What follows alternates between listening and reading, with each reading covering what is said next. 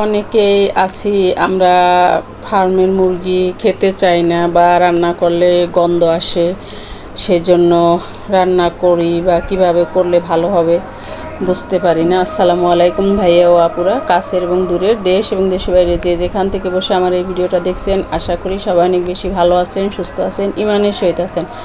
আমিও আলহামদুলিল্লাহ আল্লাহর রহমতে সবাইকে নিয়ে অনেক ভালো আছি। চলে আসলাম নতুন আরেকটা ভিডিও নিয়ে, আশা করি সবার কাছেই ভালো লাগবে। ফার্মের মুরগি আমি একটু অন্যরকমভাবে রান্না করব, হামেশা যেভাবে রান্না করি সেভাবে না। এখানে বড় একটা মুরগি নিয়েছি, মুরগিটাকে ভালো মতো কেটে ধুয়ে পরিষ্কার করে আমি পানি ঝরিয়ে নিয়েছি। এখন এর মধ্যে আমি দিয়ে দিয়েছি আধা কাপ আদা রসুন বাটা, আধা কাপ মরিচ বাটা, আর দিয়ে দিয়েছি আমি 4 চামচ ধনিয়ার পাউডার, তার 4 চামচ জিরার পাউডার, হলুদ পাউডার দিয়ে দিয়েছি পরিমাণ মতো, 1 চামচ লাল মরিচের গুঁড়া। আর এটাকে কিন্তু একটু ঝাল ঝাল করে রান্না করতে হবে, না হলে কিন্তু মানে ভালো লাগবে না। আর লবণ স্বাদ মতো দিয়ে এখন আমি একটা লেবুর অর্ধেকটা নিয়েছি, লেবুর রসটাকেও আমি পুরোটা এখানে চিপে নিব। আর এখন আমি হাত দিয়ে একদম ভালো মতো এই মাংসটাকে মাখিয়ে নেব, যাতে মশলাটা একদম সমস্ত মাংসের গায়ে গায়ে লেগে যায়। অন্য আদা রয়েছে, আর কোনো কিছু এখানে আমি অ্যাড করব না। ভিডিওটা দেখতে দেখতে এই পর্যন্ত যারা চলে আসছেন, লাইক দিতে ভুলে গেছেন, একটা লাইক দিয়ে আমার এই ভিডিওটা কন্টিনিউ করবেন। আমার এই ভিডিওটার কোনো অংশে যদি কারো একটু ভালো লেগে থাকে, আমার এই চ্যানেলটা সাবস্ক্রাইব করে নোটিফিকেশন বেল আইকন বাজিয়ে দিবেন, যাতে আমি কোনো ভিডিও আপলোড দিলে সাথে সাথে নোটিফিকেশন পেয়ে যান এবং আপনি আপনার সুবিধা মতো ভিডিওটা দেখে নিতে পারেন। ফেসবুক থেকে যারা দেখছেন পেজটাকে ফলো দিবেন। অলরেডি এই কাজগুলো যারা করেছেন তাদেরকে অসংখ্য অসংখ্য ধন্যবাদ। ভাইয়া ও আপুরা ফেসবুক, ইউটিউব যে যেখান থেকে দেখছেন, ভিডিওটা বেশি বেশি শেয়ার করার অনুরোধ রইল। আপনাদের একটা লাইক, একটা শেয়ার আমার জন্য অনেক কিছু।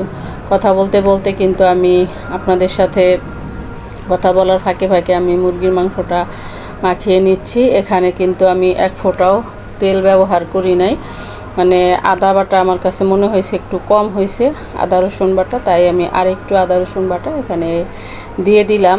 যেহেতু মুরগিটা অনেক বড়ই, তাই আমি মশলাটাও সেই বুঝেই দিতে হবে, না হলে তো আর চিকেনটা খেতে ভালো লাগবে না।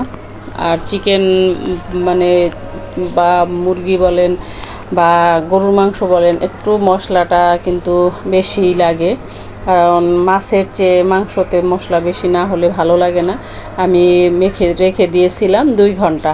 এবারে আমি একটা প্যান দিয়ে দিয়েছি, চুলায় দিয়েছি আধা কাপ পেঁয়াজ কুচি, দেবো আমি কয়েক টুকরা দারচিনি, কয়েকটা এলাচ থেতো করে, আর তেজপাতা কেটে এর মধ্যেই এই সঙ্গেই আমি ভেজে নিব। আমি পুরো রান্নাটা সরিষার তেল দিয়ে করব। এখন এই মশলাটা যতক্ষণ পর্যন্ত পেঁয়াজটা লাল লাল না হবে ততক্ষণ পর্যন্তই আমি ভেজে নিব। আর এই সাথে এই মশলার ফ্লেভারটাও ভাজা ভাজা হয়ে একটা দারুণ স্মেল বের হবে। যারা এখনও এভাবে ট্রাই করেন নাই, একবার হলেও ট্রাই করে দেখবেন। এই রান্নাটা অনেক সুস্বাদু হয় এবং মানে রান্না করার সময়ই মনে হয় যেন অনেক টেস্ট হবে। আসলে টেস্ট হয়েছিল, খাওয়ার পর সবাই বলছে যে হ্যাঁ, রান্নাটা অনেক টেস্ট হয়েছে। আমি একটা ভিডিও করার পরে যখন দেখি যে বাসার সবাই বলছে যে হ্যাঁ, এটা অনেক সুন্দর হয়েছে, অনেক টেস্ট হয়েছে খেতে, তখনই আমি আপনাদের সাথে শেয়ার করি। অন্যথায় আমি শেয়ার করি না, তাহলে ভিডিওটা আমি ডিলিট করে দিই, কারণ আমি চাই না আমার এই ভিডিও দেখে কেউ হয়রানির শিকার হোক বা আমার এই রেসিপি দেখে কেউ রান্না করে বাজে মন্তব্য করুক বা বাজেভাবে শিকার হোক, সেটা আমি চাই না। তো আমি পেঁয়াজটাকে একদম লাল লাল করে ভেজে নিচ্ছি।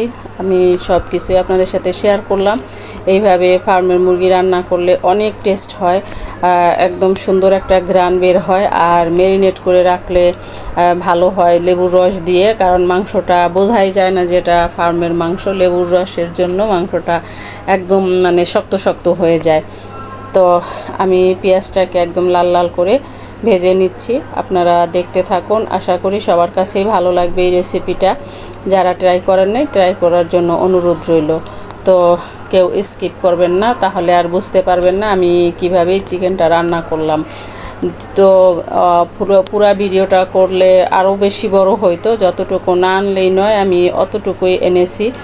আর যদি পুরো ভিডিও আনতে যেতাম তাহলে ভিডিও আরও বেশি বড় হয়ে যেত। ভিডিও বেশি বড় হলে কেউ দেখতে চায় না, যতটুকু একদম না আনলেই পসিবল হয় না, অতটুকুই আমি আনছি। এখন পেঁয়াজটা কিন্তু একদম লাল লাল হয়ে গেছে। এবারে আমি মাংসটাকে এর মধ্যে দিয়ে দেব, মেখে রাখা মাংসটা। আসলে চিকেন বলেন আর গরুর মাংস বলেন, মাছ বলেন, এগুলো আসলে কিন্তু ম্যারিনেট করে রাখলে অনেক ভালো হয়।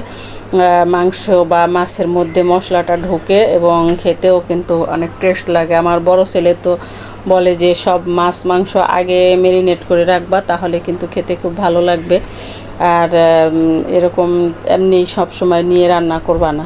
আমি একটু কাছ থেকে দেখানোর চেষ্টা করলাম যে কীরকম কালার আসছে। আসলে সরিষার তেল তো, এটা দেওয়ার জন্যই একদম মানে ফেনা ফেনা হয়ে গেছে। কড়াইতে দেওয়ার সাথে সাথে সরিষার তেল এরকমই, মানে চুলায় দেওয়ার সাথে সাথেই একটা ফেনা ফেনা ভাব হয়ে যায়।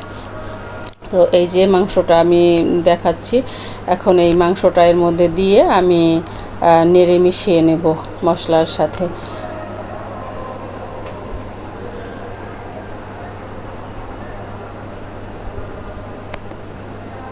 খুব ভালো করে নেড়ে মিশিয়ে নিচ্ছি। আমি এখন কিন্তু এখানে কোনো রকম পানি অ্যাড করব না, এটা এইভাবেই রান্না করে নিব। আর হলো চুলার আগুনটাও একদম মিডিয়াম হিটেই থাকবে। আমি জাল করে করে করে করে নেড়ে চেড়ে অনেকবার অফ ক্যামেরাই নেড়ে চেড়ে দিয়েছি, যাতে নিচে লেগে না যায়। নিচে লেগে গেলে কিন্তু মানে তরকারি বা মাংস বলেন ঘ্রাণ ভালো আসে না, একটা পোড়া পোড়া গন্ধ আসে, খেতে ভালো লাগে না। তাই আমি কয়েকবার অফ ক্যামেরায় নেড়ে দিয়েছি।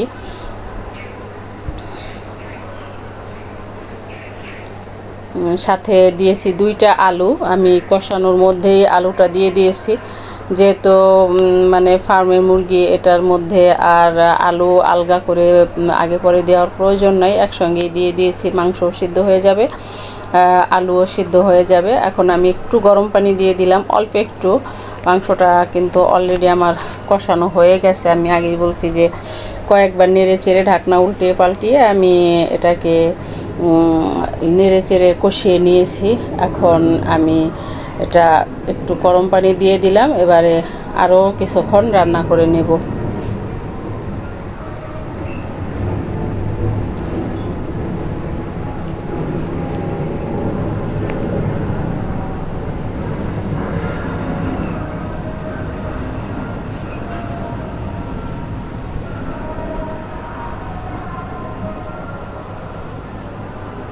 আসলে এক একজন এক একভাবে রান্না করে, এক একজনের রান্না এক এক রকম, এক এক দেশের রান্না এক এক রকম।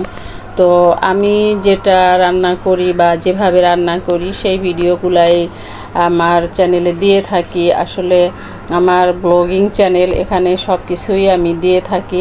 তো রান্নার ভিডিও বলেন, ঘোরার ভিডিও বলেন, সব কিছুই এখানে আমি দেই। তো আমার চ্যানেলটা ভিজিট করার অনুরোধ রইল। যারা এখনও আমার চ্যানেলটা সাবস্ক্রাইব করেন নাই, আমার চ্যানেলটা সাবস্ক্রাইব করে নোটিফিকেশন বেল আইকন বাজিয়ে দিবেন, যাতে আমি কোনো ভিডিও আপলোড দিলে আপনি সাথে সাথে নোটিফিকেশন পেয়ে যান। আর এখন আমি মাংসটা এই পর্যায়ে আসছে, এখন আমি দিয়ে দেব 1 চামচ ভাজা জিরার গুঁড়া দিয়ে আমি তেল ওঠার জন্য চুলার আগুনটা কমিয়ে রাখবো।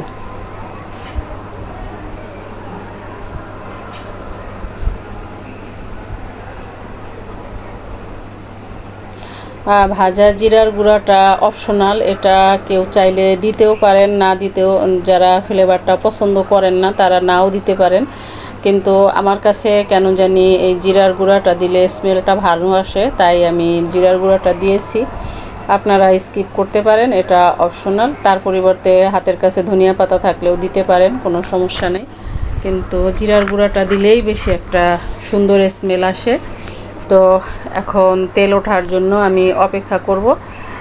তেল উঠলেই আমি নামিয়ে নেব। তেল একটা টিপস শিখিয়ে দেই, রান্না মাছ বলেন মাংস বলেন হওয়ার পরে চুলার আগুনটা একদম কমিয়ে একটুক্ষণ রেখে দিবেন, দেখবেন মাংস থেকে মাছ থেকে তেল উঠে যাবে, তরকারিটা খেতে ভালো লাগবে।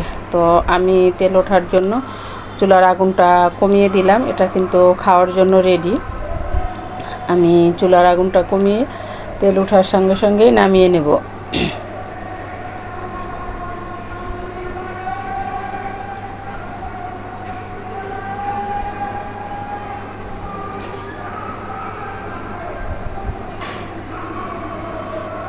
আমার তরকারিটা রান্না কমপ্লিট। আমি এবারে নামিয়ে নিব, সার্ভ করে আপনাদের সঙ্গে দেখাচ্ছি। ভিডিওটা আর বেশি লম্বা করব না, ফিরে আসব নতুন কোনো ভিডিও নিয়ে। সে পর্যন্ত সবাই ভালো থাকবেন, সুস্থ থাকবেন। এই যে দেখুন তেল উঠে গেছে। এবারে আমি সার্ভ করে দেখাচ্ছি। এটা দেখতেও যেরকম লোভনীয় হয়েছে, খেতেও কিন্তু অনেক সুস্বাদু হয়েছিল।